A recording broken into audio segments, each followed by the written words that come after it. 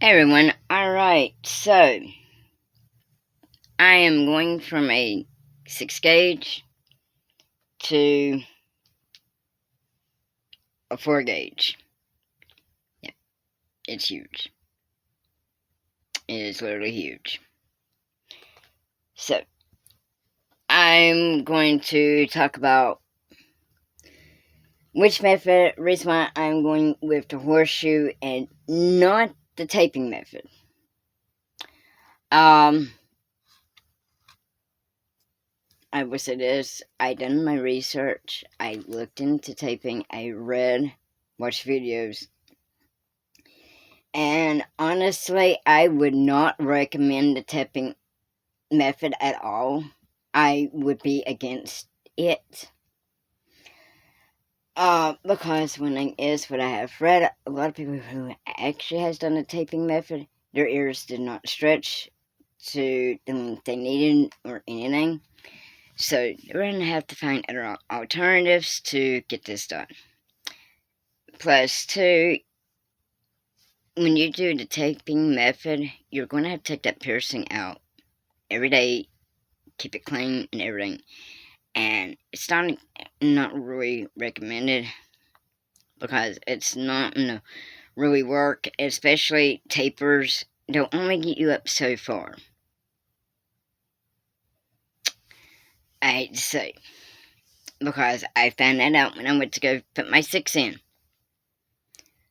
I literally had to go back down to a size 8 because my 8 size taper did not stretch my ear enough to where I could actually get my 6 in. So, with that, I waited till my the soreness in my ear and everything. And what I did is I got me a horseshoe. I did pick up an 8 gauge one, just like this, but this one's a 4. So I got an 8 gauge, put it in, and it within 2 weeks, literally within 2 weeks, my ear was stretched enough to where I can actually get a 6 in, no complications or anything. So it actually worked. And so for about 3 weeks, almost a month now, I've had a 6 in.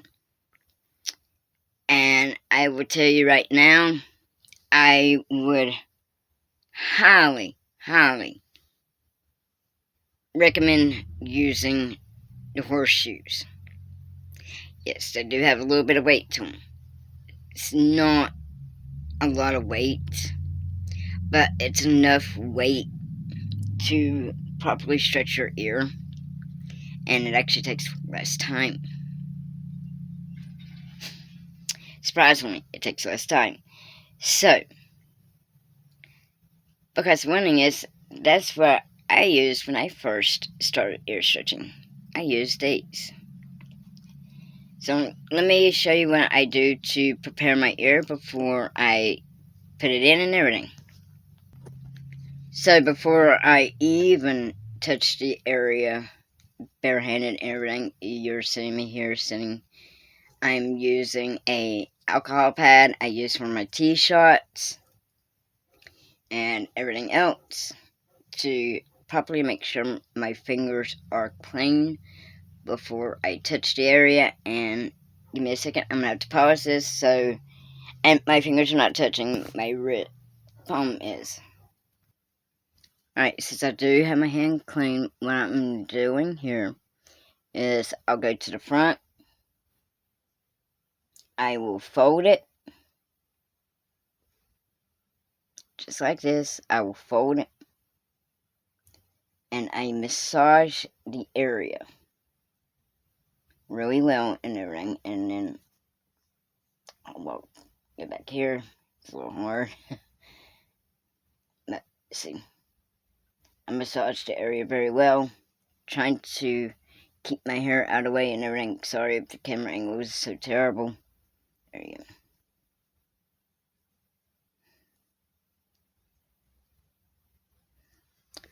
There you go.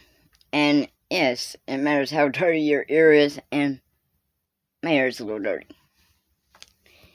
So, with that being done, now I'm going to take another one and I'm going to clean my jewelry, because I'm not pulling my jewelry in with it dirty.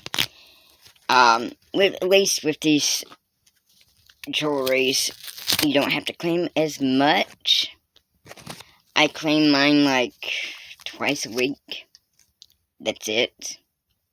Literally, that's all I have to do, is I'll clean it twice a week and everything else. So here we go.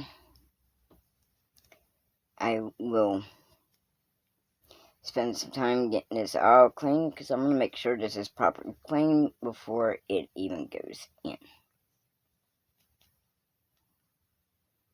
And even it was dirty. So that says a lot.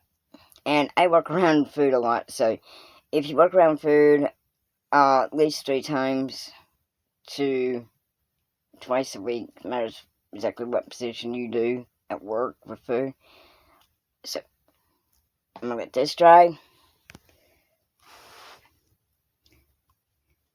before I put it in, and then I will use my lubrication. I do have the oils that they give you. I will tell you this right now, it really does not work, because it would just dry up by the time my piercing would try to go through. So I found out if you have any personal lubrication, I highly recommend it more, because it makes it easier to go in and slide in easier. Alright, it is dry. All I do is I get a tiny bit, rub there, rub back here. I massage it so you can get through the hole and everything. And then what I do is I'll grab the piercing, and I will coat the piercing as well, and it slips right in. And this is how much my ear has stretched since before. So you can notice when you start seeing a little bit more of the drooping, you know that you can move up to the next gauge. So when that starts drooping a little bit, and plus with these, you can actually help the process along. You can actually use these to tug with an earring, twist, play, manipulate it. Because that's what I was told when I first started doing body modifications. The piercer told me, he said, twist, pull, tug, as long as it does not hurt. Because he said, actually, that helps stretch the ear out. When you have a taper in, you really have nothing to literally to grab a hold of. And with these, with a little bit of weight to them, works out perfectly, see? Small space. I'm not there yet for a size 2. Probably in the next 2 weeks, I will be trying for a size 2. If not, it will be later on. And I got a bad case of hiccups. Wonderful. But yes, with this, I can actually watch the progress of how much my ear is actually stretching. And I will enjoy that even more, because I like seeing the progress of how much is actually pulling down my earlobe. So, hopefully soon, I'll be in a 2.